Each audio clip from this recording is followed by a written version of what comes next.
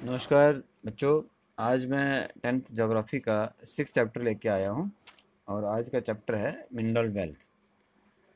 तो इसको ध्यान से आप देखें, सुनें, कॉपी पेन लेके बैठें ताकि कुछ नई टर्म्स आपको मिलती हैं, कुछ नई चीज़ आपको मिलती है तो इसको नोट करें। और यहाँ कोई कन्फ्यूज़न हो तो उसको बैक करके फिर से देखें। और मुझे उम्मीद है कि जब आप पूरा इस वीडियो को देखोगे तो लगभग ये वाला चैप्टर जो है मिनरल वेल्थ, ये आपकी समझ में आ चुका होगा। बात करें अगर हम मिनरल हैं क्या, तो सबसे पहले हम यही समझेंगे कि व्हाट इज़ अ मिनरल। तो mineral is defined as a homogeneous naturally occurring substance with a definable internal structure. इसको हमें समझ, मैं फिर से रिपीट करता हूँ। It is a homogeneous naturally occurring substance with a definable internal structure. Minerals are found in varied forms in nature, ranging from the hardest diamond to the softest talc. And rocks are combination of homogeneous substances called minerals. अब हम ये समझने का प्रयास करेंगे कि minerals हमें मिलते कैसे हैं। जब ज़मीन से हमें निकलते हैं ये मिनरल्स, हम निकालते हैं इनको, तो ये किस फॉर्म में होते हैं, क्या हो, तब इनको क्या कहते हैं, बाद में कैसे इनसे आगे एक्सट्रैक्शन करके हम एक परफेक्ट मिनरल्स को हम जब देख पाते हैं, जब उनसे बनी हुई चीज़ हम देखते हैं, तो इनका पूरा प्रोसेस कैसा है, ये मिलते कैसे हैं। सबसे पहले तो हम ये समझेंगे। Minerals are usually found in ores. और जब मिनरल हम ज़मीन से निकालते हैं तो वो उसके साथ बहुत सारी चीज़ें मिक्सअप हुई होती हैं। उसको हम कलेक्टिव एक टर्म देते हैं, और उसको नाम हम देते हैं और। तो हम और को समझेंगे कि और क्या है। The term ore is used to describe an accumulation of any minerals mixed with other elements. कि मिनरल के साथ और जो एलिमेंट्स मिक्स हुए हैं और उसको कंबाइन में एक नाम हम अगर हम दे रहे हैं तो दैट इज और। And minerals generally occur in the following forms. किस किस फॉर्म में हमें पाए जाते हैं। अगर हम इग्नियस और मेटामॉर्फिक रॉक की बात करें तो मिनरल्स में occur in the cracks, crevices, faults और जॉइंट्स। अगर सेडिमेंट्री रॉक की बात करें, a number of minerals occur in beds और layers. The decomposition of surface rocks and the removal of soluble constituents also forms the minerals. Minerals also occur as alluvial deposits in sands of valley floors and the bases of hills. The ocean water contains vast quantity of minerals. जैसे हम कहते हैं कि समुंदर जो है ये तो मिनरल्स का एक बहुत बड़ा स्टोर हाउस है। तो इस तरीके से हमें मिनरल्स जो है वो हमें मिलते हैं। अब हम ये समझने का प्रयास करते हैं कि मिनरल्स की इम्पोर्टेंस क्या है। तो अगर हम शॉर्ट में समझने की कोशिश करें तो मिनरल्स का क्या क्या बेनिफिट्स हैं, हमें क्या क्या फ़ायदे हैं। Minerals are used in constructions, utensils, machinery and many more. It is used in making acids used for chlorine, mineral waters, photography and purposes. Heart it is a heart of industries. Mineral जो है ये इनको hurt of industries माना जाता है। Sources of foreign exchange भी हैं। And most importantly minerals are the symbol of development. अभी हम बात करेंगे क्लासिफिकेशन ऑफ मिनरल्स की। मिनरल्स को हम कैसे कैटेगराइज कर सकते हैं, कैसे क्लासीफाई कर सकते हैं। तो यहाँ पे हमने प्रयास किया है कि मिनरल्स को हमने 3 टाइप्स में बांटा है। सबसे पहले मेटालिक मिनरल्स में। मेटालिक मिनरल्स को आगे फर्दर 3 में डिवाइड किया हुआ है। एक फेरस, दूसरा नॉन फेरस और तीसरा प्रीशियस मिनरल्स। पहले मेटालिक मिनरल्स, उसके आगे 3 उसकी टाइप्स, फिर नॉन मेटालिक मिनरल्स को मिनरल्स में, और तीसरा इनर्जी मिनरल्स। इनर्जी मिनरल्स में हम बात करेंगे कोल, पेट्रोलियम और गैस की। सबसे पहले बात करते हैं हम मेटालिक मिनरल्स की। तो मेटालिक मिनरल के फेरस मिनरल की बात करेंगे हम। Ferrous minerals account for about 3/4 of the total value of the production of metallic minerals. अगर टोटल मेटालिक मिनरल की बात करें तो 3/4 जो है वो फेरस मिनरल्स हैं। They provide a strong base for metallurgical industries. Metallic mineral में हम सबसे पहले बात करेंगे आयरन ओर की। यहाँ पिक्चर में आप आयरन ओर जब निकाल के लाई जाती है सबसे पहले इनिशियल स्टेज में, तो वहाँ का इंडस्ट्रीज़ में जब मैन्युफैक्चर यूनिट में क्या स्टेटस रहता है, क्या दृश्य होता है, जी आप यहाँ देख पा रहे हो। आयरन ओर को समझने का प्रयास करेंगे। Iron ore is the basic mineral and the backbone of industrial development.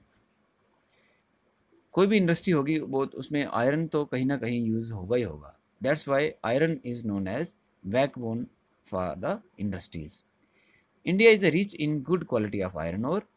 India is the largest producer and exporter of iron ore in South Asia. There are four main varieties of iron ore. Iron ore की चार main varieties हैं India में, जिनको हमने अलग उनको iron की quality के हिसाब से नाम दिए हैं। सबसे पहले बात करेंगे हम मैग्नेटाइट की। This is the best quality of iron ore and contains about 72% iron. सबसे ज़्यादा आयरन इसमें होता है। हेमेटाइट ओर, हेमेटाइट में क्या है, इसमें 60 to 70% प्योर आयरन होता है। Third variety of iron ore is limonite, it contains 40 to 60% of pure iron. And fourth variety is siderite, it contains many impurities and has got below 40% of pure iron। जहाँ हमने प्रयास किया है कि जो ये 4 वैराइटीज़ ऑफ आयरन ओर हैं इनकी पहचान कैसे हो पाए, तो उनके कुछ फ़ोटोग्राफ्स यहाँ डिस्प्ले किए हुए हैं। सबसे पहले मैग्नेटाइट, फिर उसके नीचे हेमेटाइट, फिर ऊपर लिमोनाइट और साइड्राइट। ये 4 वैराइटीज़ जो आयरन ओर की हमारे देश से मिलती हैं उनको यहाँ दिखाने का प्रयास किया गया है। अब हम बात करेंगे मेजर प्रोड्यूसर्स की।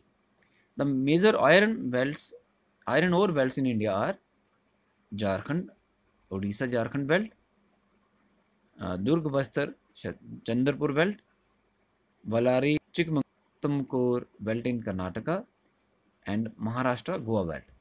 ये जो 4 बेल्ट हैं जहाँ सबसे ज़्यादा आयरन ओर मिलती हैं, और उनमें भी सबसे पहले जिसकी हम बात कर रहे हैं उड़ीसा और झारखंड बेल्ट की। In Orissa high grade hematite ore is found in Badam for mines and Mayurbhanj and Kendujhar districts. In the adjoining Singhbhum district of Jharkhand hematite ore is mined in Goa and नौमावदी। दुर्ग बस्तर चंद्रपुर बेल्ट ये छत्तीसगढ़ में और महाराष्ट्र के कुछ एरिया हैं, वहाँ पे ये बेल्ट है जहाँ से हमें आयरन ओर मिलती है। और कर्नाटका की जिसकी बात कर रहे हैं हम, Ballari Chitradurga Chikmagalur and Tumkur belt in Karnataka has large reserves of iron ore. और इनमें भी जो कुदेरमुख माइंस हैं वेस्टर्न घाट्स में जो located, Kudremukh to be one of the largest in world, और ये लार्जेस्ट इन द वर्ल्ड माना जाता है कुदेरमुख डिपॉजिट्स को। The ore is transported as slurry through a pipeline to a port near Mangalore, वहाँ पे लाई जाती है और फिर आगे प्रोसेसिंग होती है। महाराष्ट्र गोवा बेल्ट की अगर हम बात करें तो Maharashtra Goa belt includes the state of Goa and Ratnagiri district of Maharashtra. कुछ एरिया गोवा का आ जाता है और कुछ महाराष्ट्र का, रत्नागिरी डिस्ट्रिक्ट आता है उसमें। And iron ore is exported through Marmagao port, Marmagao जो गोवा में एक पोर्ट है वहाँ से आगे इनको एक्सपोर्ट किया जाता है। यहाँ आप देख पा रहे हैं कि iron ore contribution in India, state wise contribution क्या क्या है आयरन ओर की।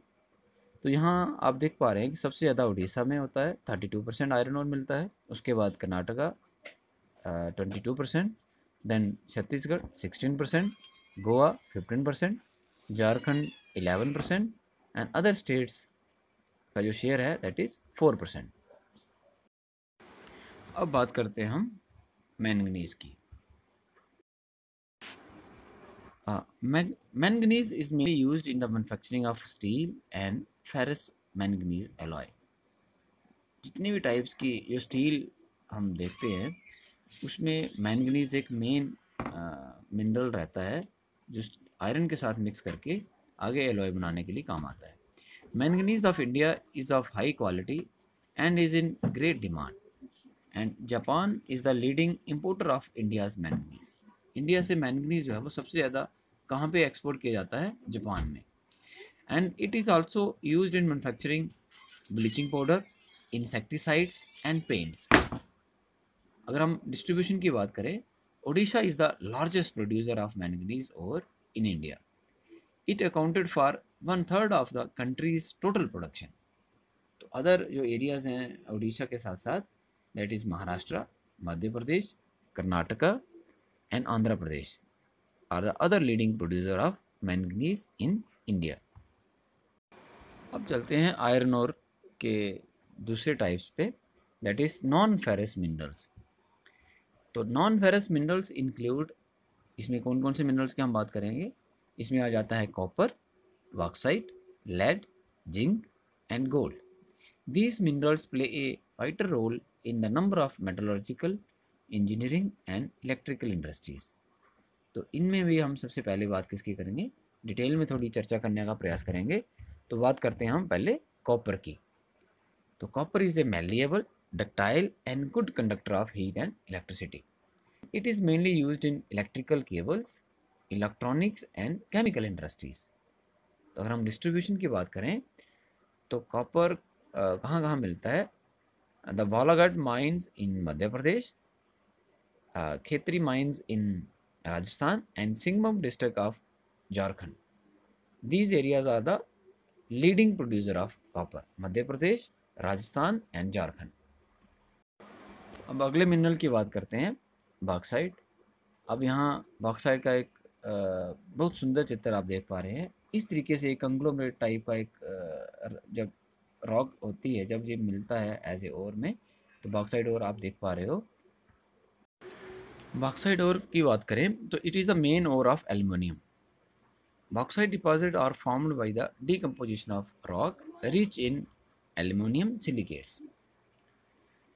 Bauxite is used in making pots, pans, electrical wires, can for various beverages, thin foil for food items, for making aeroplanes and spacecrafts etc.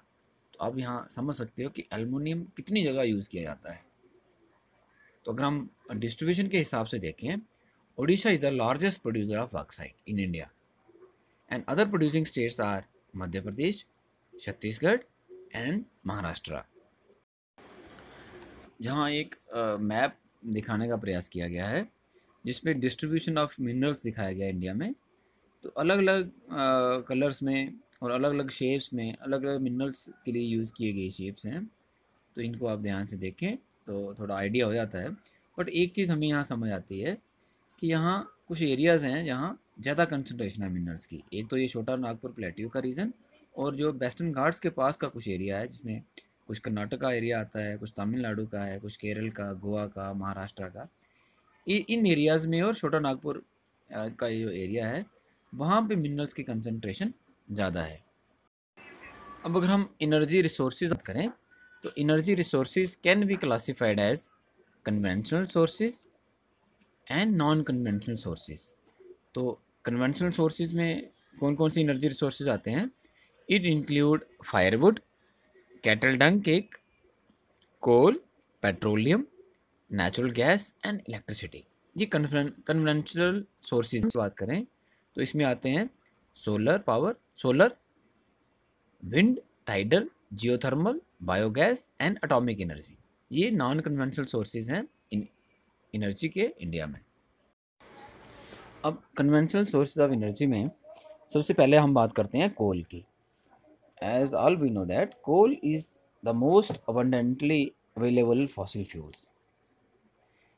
सबसे पहले तो ये एक fossil fuel है and it is used for power generation to supply energy to the industry as well as for domestic needs. और coal में जो lignite इसकी टाइप्स रहती है, lignite is the low grade brown coal which is soft with high moisture content. Coal that has been buried deep and subjected to increased temperature is bituminous coal. कोल की अलग अलग types होती हैं, lignite है, bituminous है। Lignite जो है वो ब्राउन कलर का रहता है और it is a low grade coal माना जाता है उसको। और दूसरे नंबर पे जो अगर हम बात करें तो बिटुमिनस कोल है, और anthracite is the highest quality of hard coal. और एंथ्रासाइट को सबसे अच्छा माना जाता है कोल, क्योंकि उसमें जो कार्बन कंटेंट है वो सबसे ज़्यादा होता है। यहाँ आप देख पा रहे हैं कि जो कोल की आगे पीट, जिसको लगभग कोल माना ही नहीं जाता, जिसमें बहुत कम कार्बन कंटेंट होता है, और लिग्नाइट उससे थोड़ा ज़्यादा लिग्नाइट आ गया, उससे ज़्यादा बिटुमिनस आ गया, और सबसे ज़्यादा एंथ्रासाइट। ये एक increasing heat and carbon content के हिसाब से इनको हमने अरेंज किया है।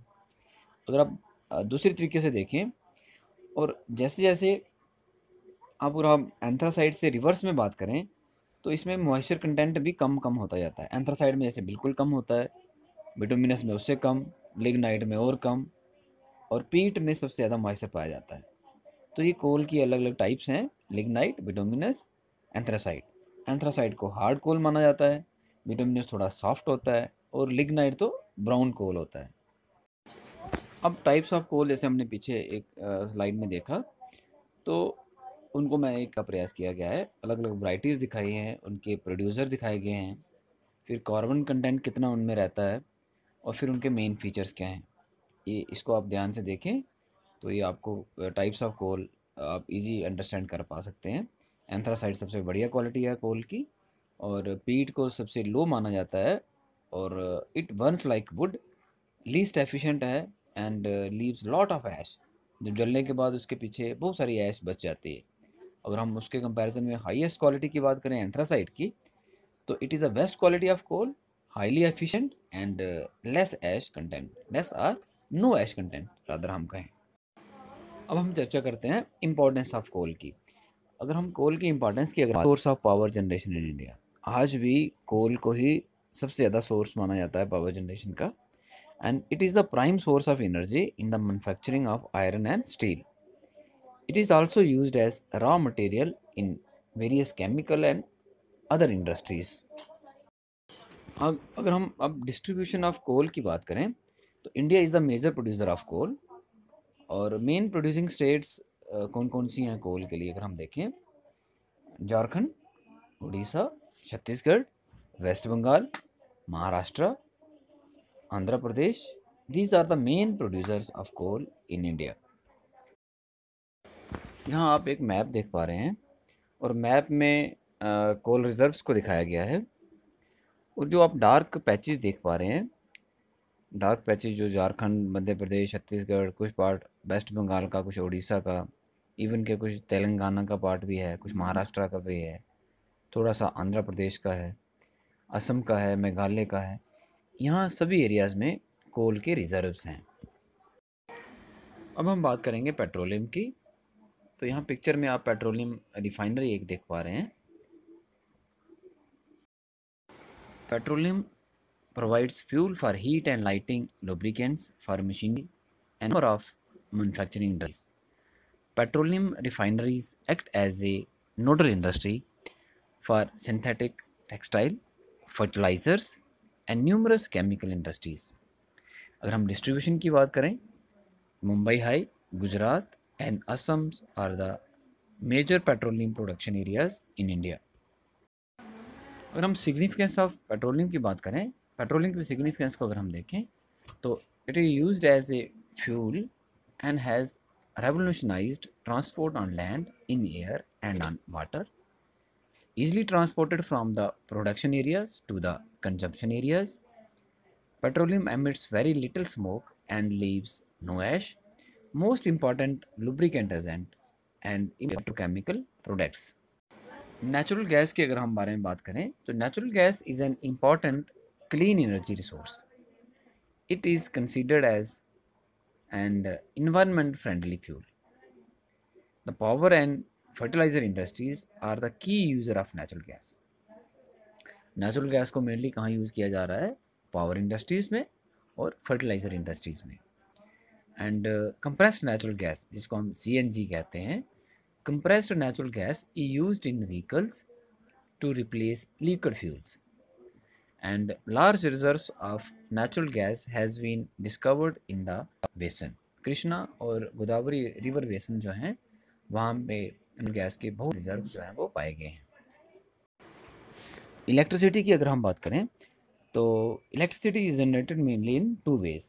दो तरीके से इलेक्ट्रिसिटी पैदा की जाती है, by running water and by burning other fuels. तो रनिंग वाटर की हम पहले बात करते हैं. By running waters which drives hydro turbines to generate hydroelectricity. It is a renewable resource of energy, and India has a number of multi-purpose projects like the Vankla Nangal, Damodar Valley Corporation, the Kopil Hydel projects, and etc. By burning other fuels such as coal, petroleum and natural gas to drive turbines to produce thermal power. जो other fuel से बिजली बनाई जाती है उसको हम thermal power कहते हैं। And it uses non renewable fossil fuels for generating electricity. यहाँ आप देख पा रहे हैं इस होते हैं जहाँ से पेट्रोल निकाला जाता है और उन्हीं वेल में से गैस भी निकलती है जिसको हम नेचुरल गैस कहते हैं। आप ऊपर देख पा रहे हैं कि एक लैंड एरिया है, उसके नीचे एक लेयर आ रही है जिसको हम इम्पीरियस रॉक कहते हैं, और उसके नीचे आप एक पिंक कलर में आप देख पा रहे हो एक एरिया, वो एक बेल्ट जो है वो उस एरिया से गैस निकलती है। उसके नीचे का जो एरिया है वहाँ ऑयल रहता है और उसके नीचे अगर आप जाओगे फिर पानी आ जाता है। तो इस तरीके से कम्बिनेशन अर्थ के नीचे होता है जहाँ पे ये चीज़ें ऑयल हो चाहे गैस हो ये पाए जाते हैं। अब आप स्क्रीन पे एक मैप देख पा रहे हैं और इस मैप में बताया गया है कि जो रिफाइनरीज़ हैं पेट्रोलियम रिफाइनरीज़ ये कहाँ कहाँ पे हैं इंडिया में। और यहाँ आप एक रेड सर्कल देख पा रहे हो, डार्क रेड सर्कल्स, वो रिफाइनरीज़ को शो कर रहा है। और आप देखें मोस्टली जो रिफाइनरीज़ हैं वो कोस्टल एरिया में पाई गई हैं, कोस्टल एरियाज़ में हैं, इंटीरियर में भी हैं नो डाउट, बट ज़्यादा कहाँ पे हैं वो कोस्टल एरिया में। क्योंकि जितना भी इंपोर्ट हम करते हैं जो क्रूड ऑयल इंपोर्ट होता है और वो सी एरिया से आता है, और वहाँ अगर हम कोस्ट पे ही अगर हम रिफाएंगे तो हमारी ट्रांसपोर्टेशन कास्ट जो है वो बच जाएगी। इवन के इंटीरियर में भी रिफाइनरी कुछ लगाई गई हैं। और कई जगह पे आप स्टार देख पा रहे हैं, रेड स्टार जैसे कि राजस्थान बाड़मेर में दिखाया गया है। ये वो रिफाइनरीज हैं जो अभी काम नहीं कर रही, अंडर कंस्ट्रक्शन हैं। अब हम बात करेंगे कंजर्वेशन ऑफ मिनरल्स। देखिए अगर हम मिनरल्स को कंजर्व नहीं करेंगे तो एक टाइम ऐसा आएगा कि ये मिनरल्स हमें मिलेंगे ही नहीं, क्योंकि ये non renewable resource. The mineral should be use in a planned way and judicious manner. इनको प्लांट वे में यूज़ करना है और यूडिशियस तरीके से यूज़ करना है। Wastage technology should be minimised, wastage को हम मिनिमाइज करें। Modern technology should be used for the exploitation of minerals. Export of mineral should be minimise, export को अगर हम बंद कर दें या मिनिमाइज कर दें। We should think about the use of substitutes.